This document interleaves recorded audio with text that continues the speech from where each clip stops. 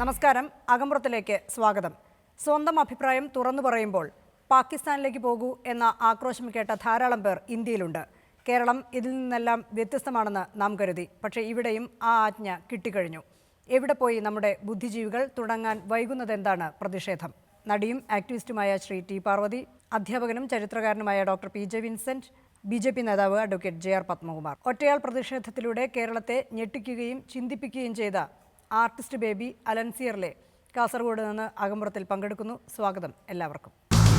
കമലിനെ പോലുള്ള ആളുകൾ സത്യത്തിൽ പറഞ്ഞാൽ കമലിനൊക്കെ ഈ രാജ്യത്ത് ജീവിക്കാൻ താല്പര്യമില്ലെങ്കിൽ രാജ്യം വിട്ടു പോകണമെന്ന് എൻ്റെ അഭിപ്രായം. ഈ രാജ്യത്ത് ജീവിക്കാൻ കഴിയില്ല, രാജ്യം വിട്ടു പോകേണ്ടവരാണ്. കാരണം നമ്മുടെ ദേശീയ മാനബിന്ദുക്കളെയും നമ്മുടെ ദേശാഭിമാന പ്രചോദിതമായ രീതിയിൽ ഈ ഭാരതത്തെ കാക്കുന്നതിന് നമ്മുടെ അതിർത്തി കാക്കാൻ വേണ്ടി ലക്ഷക്കണക്കിന് പട്ടാളക്കാർ ജീവൻ കയ്യിൽ വെച്ച് നിൽക്കുന്ന നാടാണിത്. അപ്പോൾ സംശയം എന്താണ് അദ്ദേഹത്തിൻ്റെ പേരെന്താണെന്നുള്ള വരെ സംശയം. Advocate J R. പത്മകുമാർ, ഇക്കാര്യത്തിൽ ബി.ജെ.പിയുടെ നയം എന്താണ്? താങ്കളാണ് വക്താവ്. കമലിന് ഇവിടെ ജീവിക്കുന്നതിൽ അസ്വസ്ഥതയുണ്ട് എന്നുണ്ടെങ്കിൽ അദ്ദേഹം പോകാം എന്നാണ് പറഞ്ഞത്. അല്ല, ഈ രാജ്യത്ത് ജീവിക്കാൻ ഒരാൾക്ക് ആഗ്രഹമില്ലെങ്കിൽ അയാൾക്ക് ഈ രാജ്യം വിട്ടു പോകാനുള്ള സാഹചര്യം ഈ രാജ്യത്ത് നിലനിൽക്കുന്നുണ്ട്.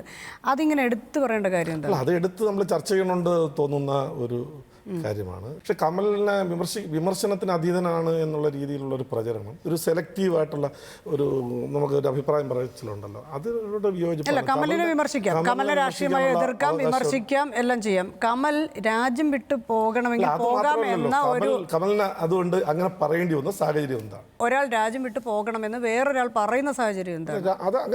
അതാണ് പറഞ്ഞത്. നമ്മൾ ചർച്ച ചെയ്യേണ്ട പ്രശ്നം കമലിനെ ആരെ വേണമെങ്കിലും വിമർശിക്കാം. ഇത് ഞങ്ങൾ മറുപടി പറയാൻ തുടങ്ങിയാൽ അത് അസഹിഷ്ണുതാകുന്നതാണ്. ഈ മറുപടിയിൽ എങ്ങനെയാണ് വേറൊരു രാജ്യത്തിന്റെ പേര് കടന്നു വരുന്നത്? നരേന്ദ്രമോദിയെപ്പോലെ ഒരു നരാധമന്റെ അടിമയായി മാറി എന്നുള്ള രീതിയിൽ ഈ ലോകം കണ്ടിട്ടുള്ള ഏറ്റവും വലിയ കൂട്ടക്കുരുതിക്ക് നേതൃത്വം കൊടുത്ത ഈ രീതിയിൽ അദ്ദേഹം പ്രസ്താവിക്കുമ്പോൾ അതിനെതിരായി പ്രതികരിക്കാനുള്ള ഏത് എക്സ്റ്റന്റിലും പ്രതികരിക്കാനുള്ള സ്വാതന്ത്ര്യം ഞങ്ങൾക്കുണ്ട്. എൻ്റെ ഏറ്റവും അടുത്ത സഹപ്രവർത്തകനും സുഹൃത്തുമായ സുരേഷ് ഗോപിയെ എനിക്കിപ്പോൾ ലജ്ജയോടുകൂടി മാത്രം നോക്കാൻ കഴിയുള്ളൂ. കാരണം രാജ്യസഭാ മെമ്പർ എന്ന് പറയുന്ന ഒരു സ്ഥാനം കിട്ടാൻ വേണ്ടി നരേന്ദ്രമോദി എന്ന് പറയുന്ന ഒരു നരാധിമന്റെ അടിമയാണ് ഞാൻ എന്നൊരു കലാകാരൻ പറയേണ്ടി വരുന്ന ലജ്ജാകരമായ ഒരു അവസ്ഥയിലാണ്. ശരി, അങ്ങനെ പറയുന്ന ഒരാൾക്കെതിരെ നിങ്ങൾ രാജ്യം വിട്ടു പോകണമെന്ന് പറയും? അല്ലല്ല, അത് ഒരു സംസാരത്തിനിടയിൽ അല്ലെങ്കിൽ ഒരു പ്രസംഗത്തിനിടയിൽ ഒരു വാക്കാണ്. അയൽ രാജ്യമായതുകൊണ്ട് ഒരുപാട് രാജ്യങ്ങളുണ്ട്, പാകിസ്ഥാൻ എന്ന് പറഞ്ഞു, അതുകൊണ്ട് അത് മുസ്ലിം ആയതുകൊണ്ട് പാകിസ്ഥാൻ പോകണം എന്നുള്ള ആഗ്രഹം. ശരി, നാളെ അഡ്വക്കേറ്റ് ജെ.ആർ. പത്മകുമാർ നേപ്പാളിലേക്ക് പോകണം എന്ന് പറഞ്ഞാലും ഇതുപോലൊക്കെ തന്നെ അതിനെ അങ്ങ് കാണും. നേപ്പാൾ ഹിന്ദു രാഷ്ട്രം അല്ലെന്ന് നിങ്ങൾക്ക് എന്താ അറിയാം? അല്ല, നേപ്പാൾ ഹിന്ദു രാഷ്ട്രമാണെന്ന് ഞാൻ പറഞ്ഞില്ല. പാകിസ്ഥാനെ പോലെ ഒരു അയൽ രാജ്യം മാത്രം പാകിസ്ഥാനിൽ പോകണമെന്ന് പറയാൻ വേറൊരാളിന്. ഇന്ത്യയിലെ ബി.ജെ.പി. നേതാക്കൾക്ക് മുഴുവൻ ഈ തരത്തിൽ ഇങ്ങനെ ചില അയൽ രാജ്യങ്ങളുടെ പേര് എപ്പോഴും തോന്നുന്നത് എന്തുകൊണ്ടാണ്? അല്ല, അത് ഓരോ ചില സന്ദർഭങ്ങളിൽ ഓരോ പ്രസംഗങ്ങളുമായി ബന്ധപ്പെട്ട കാര്യങ്ങളാണ്. ഈ എല്ലാ ആളുകൾക്കും എന്ത് കാര്യം പറഞ്ഞാലും മോഡി നരാധമനെന്ന് തോന്നുന്നത് എന്തുകൊണ്ടാണ്? മോദി ഒരു നരാധമനാണെന്ന് എല്ലാവർക്കും എന്തുകൊണ്ടായിരിക്കും തോന്നുന്നത്? അല്ല, അതുകൊണ്ട് അതാണ് ഞാൻ ചോദിച്ചത്. അങ്ങനെ തോന്നുന്നത് ആർക്കാണ്? ആ ആളുകളാണ് ഞങ്ങൾ ലക്ഷ്യം വെച്ചിട്ട് പറയുന്നത്. അങ്ങനെ തോന്നുന്ന എല്ലാവരും രാജ്യം വിട്ടു പോകണം എന്ന് ഞങ്ങൾ പറഞ്ഞില്ലല്ലോ. ശരി, അങ്ങനെ നമ്മൾ ഈ രാജ്യം വിട്ടു പോകുന്നവർക്കുള്ള സൗകര്യങ്ങളെല്ലാം നമ്മൾ ഈ പറയുന്നവർ തന്നെ ചെയ്തു കൊടുക്കും, അതോ സ്വന്തം നിലയ്ക്ക് ചെയ്യണം? നമുക്ക് ആ സാഹചര്യത്തിൽ ചിന്തിച്ചാൽ പോരെ. അല്ല, അങ്ങനെയാണെങ്കിൽ ബി.ജെ.പിയുടെ അകത്ത് തന്നെ ഇത് ഒറ്റ അഭിപ്രായം ഇല്ലാത്ത ഒരാള് രാജ്യം വിട്ടു പോകണം എന്നൊക്കെ പറയാനുള്ള അധികാരം ആർക്കാണ് കൊടുത്തിരിക്കുന്നത് നമുക്ക് അറിഞ്ഞുകൂടാ. നമ്മൾ ഈ പാകിസ്ഥാനെ അടക്കം ഇങ്ങോട്ട് ചേർക്കണമെന്ന് ആഗ്രഹിക്കുന്നവരാണ് നമ്മൾ. അപ്പോൾ അങ്ങോട്ട് പോലും ആരും കൂടി ഇങ്ങോട്ട് കൊണ്ടുവരാറുണ്ട്. അഖണ്ഡ ഭാരതം. സംഘടനാ അഭിപ്രായം പറഞ്ഞില്ലല്ലോ. ഞാൻ പറയും, വ്യക്തിപരമായ അഭിപ്രായങ്ങൾക്ക് എല്ലാവർക്കും സ്വാതന്ത്ര്യമുണ്ട്, അത് പറയുന്നുണ്ട്. അത് ഒന്നിന് വിരുദ്ധമാണെന്നുള്ള നിലയിൽ എടുക്കേണ്ട കാര്യമില്ല. ഇത് പ്രതിഷേധമല്ല, എൻ്റെ ഒരു പ്രതിരോധമാണ്.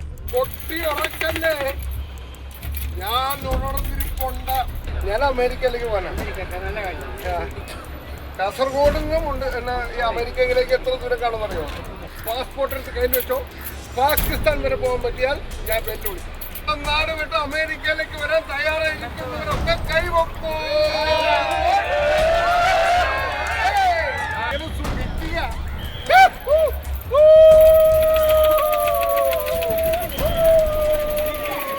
ശ്രീ അലൻസിയറിലെ സിനിമയിൽ സംഘടനകൾക്കും നേതാക്കൾക്കും പ്രതിഷേധത്തിനും ഒന്നും യാതൊരു പഞ്ഞവുമില്ല. പക്ഷേ ആരെയും കണ്ടില്ല. കാസർഗോഡ് നിന്ന് ഷൂട്ടിങ്ങിനിടയ്ക്ക് താങ്കൾ നടത്തിയ ഈ ഒറ്റയാൾ നാടകത്തിൻ്റെ അർത്ഥം എന്താണ്? നമ്മുടെ നാവ് മുറിച്ചുകളയാണ്. ഒരു അഭിപ്രായം പറയുമ്പോൾ ഒരാളെ നാട് കടത്തി കളയുക എന്ന് പറയുന്നത് ഒരു സ്വേച്ഛാധിപത്യ സ്വഭാവമാണ്. അത് പഴയ രാജാക്കന്മാരുടെ കാലത്ത് കേട്ടിട്ടുള്ള സാധനമാണ്. അപ്പോൾ ആ ഫാസിസം, അതൊരു ഫാസിസം നമ്മുടെ മുന്നിലേക്ക് വരുന്നു. നമ്മുടെ നാടിൻ്റെ ജനാധിപത്യ പ്രക്രിയയിലേക്ക് വേറൊരു തരത്തിൽ, നമ്മുടെ അഭിപ്രായത്തെ വേറൊരു തരത്തിലേക്ക് ഹനിക്കുന്നു തോന്നുന്നിടത്ത് ഒരു കലാകാരൻ പ്രതികരിക്കണം. പ്രതികരിച്ചില്ലെങ്കിൽ വിവരം അറിയും. ഇതിപ്പോൾ പുതുതായിട്ട് ചെയ്ത പുതിയ അഭ്യാസമൊന്നുമല്ല, പുതിയ ഷോയേ അല്ല. ഇതെല്ലാ കാലത്തും ഞാൻ ചെയ്തിട്ടുണ്ട്. ഞാൻ അലൻസിയർലെ ലോപ്പസ് എന്നതിൻ്റെ പേരിൽ ഞാൻ പിന്നെ നാടുകടത്തപ്പെടാൻ എന്നെ ആരാണ് എനിക്ക് സർട്ടിഫിക്കറ്റ് തരേണ്ടത്? ഒരു രാഷ്ട്രീയ പാർട്ടി തരേണ്ടതാണ്. ഭാരതത്തിൻ്റെ സംസ്കാരം ഒരു രാഷ്ട്രീയ പാർട്ടിയുടെയും ഒരു ചിഹ്നത്തിൻ്റെയും ഒരു കൊടിയുടെയും കീഴിൽ കെട്ടിക്കൊടുക്കാൻ ഇവർക്ക് എന്താണ് അവകാശം? അവരാരാ? യഥാർത്ഥത്തിൽ ഇങ്ങനെ ഒരാളുടെ ഒരു പോരാട്ടം മാത്രമാണോ ഉണ്ടാകേണ്ടിയിരുന്നത്? സഹപ്രവർത്തകർ കൂടെ ഉണ്ടാകേണ്ടതായിരുന്നില്ലേ? ഈ ഒറ്റയാൾ പോരാട്ടം നിങ്ങളെന്താണ് വിചാരിക്കുന്നത്? മമ്മൂക്കയും മോഹൻലാലും എന്നോടൊപ്പം വന്നിട്ട് തെരുവിൽ വന്നിട്ട് തെരുവുനാടൻ കളിക്കുന്നതാണോ? അവർക്ക് പ്രതിഷേധിക്കാനുള്ള സ്പേസുകളും അവരുടെ സ്ഥലവും സ്വരവും ഒക്കെ ഉയരുന്ന സ്ഥലങ്ങൾ വേറെ ഉണ്ടാവും. ഒരാൾ ഒരു അഭിപ്രായം പറഞ്ഞ വേണ്ടി നാട് കടത്തണം അല്ലെങ്കിൽ നാവരിയണം എന്ന് പറയുമ്പോൾ ലാലേട്ടനെ പോലെയുള്ളയോ അല്ലെങ്കിൽ മമ്മൂക്കയെ പോലെയുള്ള ഒരാളും ഒരു കലാകാരനും അതിനെ അനുകൂലിക്കുമെന്ന് ഞാൻ വിശ്വസിക്കുന്നില്ല. അവർക്കതിൻ്റെ വിയോജിപ്പുകളുണ്ടാവും, അതിൻ്റെ പ്രതിഷേധങ്ങളുണ്ടാവും. അവർ പ്രകടിപ്പിക്കേണ്ടിടത്തും ആ സ്ഥലങ്ങളിലും അവർ പറയുമെന്ന് തന്നെയാണ് എൻ്റെ വിശ്വാസം. ആരും മിണ്ടാതിരിക്കുമ്പോൾ കാസർഗോഡ് ഒറ്റയ്ക്ക് മിണ്ടാൻ പേടി തോന്നിയോ? ബാബറി മസ്ജിദ് പൊളിച്ചപ്പോൾ സെക്രട്ടേറിയറ്റിന് മുന്നിലൂടെ ഞാൻ കരഞ്ഞുകൊണ്ട് ഓടിയ ഒരാളാണ്. അല്ലാഹു അക്ബർ, എൻ്റെ രാജ്യത്തിന് എന്തോ സംഭവിക്കാൻ പോകുന്നു എന്ന് പറഞ്ഞ് നിലവിളിച്ച് 6 തവണ കറങ്ങിയ ആളാണ് ഞാൻ. അന്ന് ഞാൻ നാടകക്കാരനായതുകൊണ്ട് പോലീസുകാരൻ പോലും എന്നെ ശ്രദ്ധിച്ചില്ല. നിരോധനത്തിനുള്ള കാലമാണ്. ഇവനെന്തോ ഭ്രാന്താണെന്നാണ് വിചാരിച്ചത്. അമേരിക്കൻ പതാകയെ അവഹേളിച്ചു, നഗ്നത കാണിച്ചു, നഗ്നത പ്രദർശിപ്പിച്ചു തുടങ്ങിയ ആരോപണങ്ങളുണ്ട്. ഈ പതാക ഞാൻ കാസർഗോഡ് നിന്ന് കണ്ടെടുത്ത കള്ള പതാകയാണ്. അതിൻ്റെ നക്ഷത്രങ്ങളൊന്നും കൃത്യമല്ല. എന്നെ അമേരിക്കക്കാരൻ തൂക്കിക്കൊല്ലില്ല, ബ്രിട്ടീഷുകാരും എന്നെ തൂക്കിക്കൊല്ലില്ല. നഗ്നത എന്ന് പറയുന്നത് ആർട്ടാണ്. നാട്യശാസ്ത്രവും കാമശാസ്ത്രവും ഗണിതശാസ്ത്രവും ഉണ്ടായ സ്ഥലമാണിത് ഭാരതം. ഇവരുടെ ഒന്നും കുത്തകയൊന്നുമില്ല. ഒരു രാജ്യത്തൊരു അഭിപ്രായം പറഞ്ഞവന് നാട് കടത്തി കളയുന്നതിന് പറയുന്ന അപ്പുറമുള്ള ആഭാസമാണോ അത്? ശ്രീ ടി പാർവതി, സിനിമാ മേഖലയിലെ മറ്റുള്ളവരൊക്കെ എവിടെ പോയി? ഇല്ല, കൊടുങ്ങല്ലൂർ പ്രതിഷേധം നടന്നിരുന്നു. നമ്മൾ കണ്ടില്ല എന്ന് നടിക്കരുത്. കുറേ ആൾക്കാരെങ്കിലും അവിടെ പോയി. എനിക്ക് തോന്നുന്നു, ഞാൻ ആ ഫോട്ടോഗ്രാഫ്സ് കണ്ടപ്പോൾ ഒരു തൃശ്ശൂർ പൂരത്തിന് അത്രയും ആളുണ്ടായിരുന്നു അവിടെ. നല്ല ഭയത്തോടെയാണ് നമ്മൾ ഇന്ന് മലയാളികൾ നമ്മൾ ജീവിച്ചുകൊണ്ടിരുന്നത്. നമ്മൾ ഒരിക്കലും വിചാരിച്ചില്ല ഇന്ത്യയിൽ ഇങ്ങനെ സാഹചര്യമൊക്കെ ഉണ്ട്, അവിടെയൊക്കെ നടക്കും. നമ്മുടെ നാട്ടിൽ എന്തായാലും നടക്കില്ല. കാരണം ഇവിടെ അന്തസ്സുള്ള രാഷ്ട്രീയ പ്രവർത്തനം, ഇവിടെ നേരിൻ്റെ രാഷ്ട്രീയ പ്രവർത്തനം, സത്യത്തിൻ്റെ രാഷ്ട്രീയ പ്രവർത്തനം ഇവിടെ നമ്മൾ വെച്ചു പൊറുപ്പിക്കുകയുള്ളൂ എന്ന് നമുക്കൊരു അഹങ്കാരം ഉണ്ടായിരുന്നു സ്വയം. അത് പൊളിഞ്ഞു വീഴുകയാണ്. ആൾക്കാർക്ക് നല്ല ഭയമുണ്ടെന്നാണ് ഞാൻ മനസ്സിലാക്കുന്നത്. സ്വകാര്യമായി തന്നെ ചില സൂപ്പർ സ്റ്റാറുകളുടെയൊക്കെ ചില മെസ്സേജുകൾ ശ്രീ അലൻ ചേട്ടൻ വന്നായിട്ട് ഞാൻ അറിഞ്ഞു, നന്നായി എന്നൊക്കെ പറഞ്ഞിട്ട്. പക്ഷേ അവർക്കൊന്നും തന്നെ തുറന്നു പറയാനുള്ള ധൈര്യമില്ല. പ്രത്യേകിച്ച് അവരുടെ ജാതി മതം എല്ലാം അവർ ആലോചിച്ച് തുടങ്ങിയിരിക്കുന്നു. നമുക്ക് പണ്ട് അങ്ങനെയൊന്നുമില്ലല്ലോ. ഇപ്പോൾ കമലിനെ കമാലുദ്ദീനാണെന്ന് ഈ അടുത്ത കാലത്താണ് ഞാൻ മനസ്സിലാക്കിയിരുന്നത്. ശ്രീ എൻ രാധാകൃഷ്ണൻ കമലിനെതിരെ ഒരു പരാമർശം നടത്തുമ്പോൾ കേരളം ഒരു പുതിയ ചരിത്രഘട്ടത്തിലേക്ക് മാറി എന്നൊക്കെ രാഷ്ട്രീയമായി വായിക്കുന്നത് അതൊരു അതിവായനയല്ലേ? യഥാർത്ഥത്തിൽ കേരളത്തിൽ ഇങ്ങനെ ഭയപ്പെടേണ്ട ഒരു സാഹചര്യം ഉണ്ടോ? യഥാർത്ഥത്തിൽ തമാശയായി തള്ളേണ്ട ഒരു കാര്യത്തെ ആവശ്യമില്ലാത്ത ഗൗരവം കൊടുത്ത് ഊതിപ്പെരുപ്പിച്ച് അതൊരു രാഷ്ട്രീയ ലാഭത്തിന് ഉപയോഗിക്കുകയല്ലേ കേരളത്തിൽ ചെയ്യുന്നത്? അങ്ങനെയല്ല. സംഘടിതമായിട്ട് തന്നെയുള്ള ഒരു പ്രത്യയശാസ്ത്ര പരീക്ഷണം ഇതിൻ്റെ ഭാഗമായി നടക്കുന്നുണ്ട്. ഇപ്പോൾ കമൽ പാകിസ്ഥാനിലേക്ക് പോകണം എന്ന് പറയുമ്പോൾ അതിൻ്റെ പിന്നിൽ ഈ രാജ്യം എൻ്റേതാണെന്നും നിങ്ങൾ അന്യനാണെന്നുള്ള ബോധമുണ്ട്. എൻ്റെയും കമലിൻ്റെയും ആണ് ഈ രാജ്യം എന്ന് ബോധ്യമുള്ള ഒരാൾ ഒരിക്കലും നീ പാകിസ്ഥാനിൽ പോടാ എന്ന് പറയില്ലല്ലോ. കേരളത്തിൽ ഇപ്പോൾ കമലിനെതിരെ നടത്തിയ ഈ ഒറ്റപ്പെട്ട പരാമർശത്തെ ഇങ്ങനെ വലുതാക്കുമ്പോൾ ഇത് ഒറ്റപ്പെട്ട പരാമർശമല്ല. ഇതിനു മുമ്പ് എത്രയോ ആളുകൾക്കെതിരെ ഇതുണ്ടായി. ഇപ്പോൾ എം എഫ് ഹുസൈൻ ഇവിടുന്ന് നാട് വിട്ടു പോയി ഖത്തറിലെ പൗരനായിട്ട് ജീവിക്കേണ്ടി വന്നു. കമലിനെതിരെ നടക്കുന്ന ഈ ഒരു അക്രമം മാത്രമാണോ കേരളത്തിൽ ഇപ്പോൾ നടക്കുന്ന അക്രമം? കമൽ സി ചവറയ്ക്ക് എതിരെ എടുക്കുന്ന UAPA, സക്കറിയയ്ക്ക് നേരത്തെ ഉണ്ടായ DYFIക്കാരുടെ ആക്രമണം, ഇങ്ങനെ പലതും തിരിച്ചു ചോദിക്കാനുണ്ട് ജനത്തിന്. ഇത്തരത്തിലുള്ള ഇടപെടലുകളൊന്നും ഫാസിസം എന്ന് നമ്മൾ ഒറ്റ കാറ്റഗറിയിൽ പെടുത്തുന്നത് ശരിയല്ല. ഒരു പ്രാദേശികമായിട്ടൊരു പ്രദേശത്തെ ശക്തിയുള്ള രാഷ്ട്രീയ പാർട്ടി അവിടെ ചില തോന്നിവാസങ്ങളെ കാണിക്കും. ഇവിടെ ഒരു വിമർശനം ഉന്നയിക്കാനുള്ള അവകാശം എല്ലാവർക്കും ഉണ്ട്. ഇപ്പോൾ ഇന്ദിരാഗാന്ധിനെ പെൺ ഹിറ്റ്ലർ എന്ന് വിളിച്ചിരുന്നു. ഇപ്പോൾ നരേന്ദ്രമോദിയെ നരാധമനെന്നും നരഭോജി എന്നൊക്കെ വിളിക്കുന്നത് പോലെ തന്നെ ഒരുപക്ഷെ അതിനേക്കാൾ ഭീകരമായിരിക്കും. കാരണം ചരിത്രം ഇതുവരെ കണ്ടതിൽ വെച്ച് ഏറ്റവും വലിയ കൊലപാതകം നടത്തിയ ആളാണ് ഹിറ്റ്ലർ. അപ്പം അടിയന്തരാവസ്ഥ പ്രഖ്യാപിച്ചു കഴിഞ്ഞപ്പോൾ ഇന്ദിരാഗാന്ധിയെ പെൺ ഹിറ്റ്ലർ എന്ന് വിളിച്ചല്ലോ. അപ്പോൾ അധികാരത്തിലിരിക്കുന്ന ആളുകളെ ഈ രൂപത്തിൽ അതികഠിനമായ ഭാഷ ഉപയോഗിച്ചൊക്കെ ജനാധിപത്യ വ്യവസ്ഥയിൽ വിമർശിക്കാറുണ്ട്. പക്ഷേ അങ്ങനെ വിമർശിക്കുന്ന സമയത്ത് അതിന് എതിർ വിമർശനം ഉന്നയിക്കാം, ആ വാദത്തെ ഡിഫെൻഡ് ചെയ്യാം, അത് ജനാധിപത്യപരമായി ചെയ്യണം. അത് ഡിഫെൻഡ് ചെയ്യുന്നതിന് വരെ നിങ്ങൾ പാകിസ്ഥാനിലേക്ക് പോകുക എന്ന് പറയുന്നതാണ് പ്രശ്നം. ഈ കമലിന് മാത്രമാണോ ഈ പിന്തുണ കിട്ടേണ്ടത്?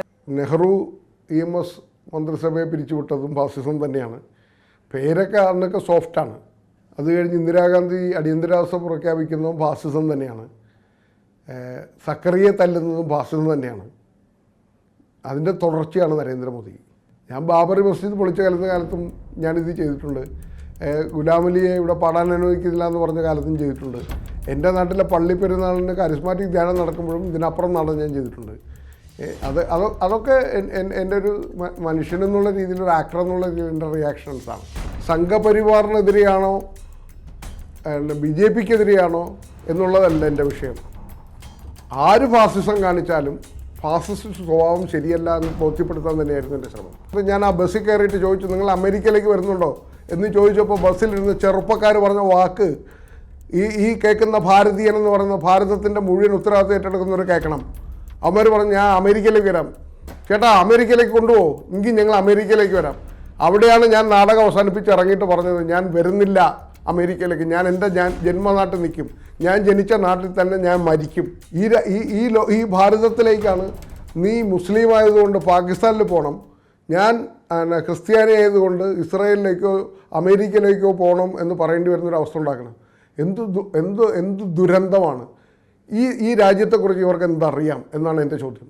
ഹിന്ദുത്വം എന്ന് പറയുന്നത് എന്താണെന്ന് ഇവർക്ക് അറിയാമോ? അതൊരു സംസ്കാരമാണ്, അതൊരു മതമല്ല. വസുദൈവ കുടുംബകം എന്ന് ഇവർ കേട്ടിട്ടുണ്ടോ? ബഹുസ്വരത എന്ന് പറയുന്ന സാധനം ഇവർക്ക് അറിയാമോ? അതെൻ്റെ ദേശസ്നേഹമാണ്. നമ്മൾ നഗ്നാകേണ്ടി വരും. നിങ്ങൾ സേഫ് സോണിലാണെന്ന് നിങ്ങൾ വിശ്വസിക്കും. ആ സേഫ് സോൺ, ആ മൗനം തന്നെയാണ് ഞാൻ പിന്നെ പൊളിക്കാൻ ശ്രമിച്ചതും അത് പൊളിഞ്ഞു. എന്നെ ആക്രമിക്കുമെന്ന് എനിക്ക് നല്ലോണം അറിയാം. എന്ന് അറിഞ്ഞിട്ട് തന്നെയാണ് ഞാൻ ഇത് ചെയ്തത്. ഞാൻ ഉദ്ദേശിച്ചതിനപ്പുറം ഈ സാധനം എത്തി എന്നുള്ളതാണ് എൻ്റെ വിജയം. എനിക്ക് കൂടെ ആളുകളുണ്ടെന്ന് തോന്നി, എൻ്റെ നാടിനോട് എനിക്ക് വിശ്വാസം തോന്നി. വളരെ നന്ദി ശ്രീ അലൻസിയർ, ഞങ്ങൾക്ക് വേണ്ടി ഷൂട്ടിംഗ് തിരക്കുകൾക്കിടയിലും കുറച്ച് സമയം മാറ്റിവെച്ചതിന്.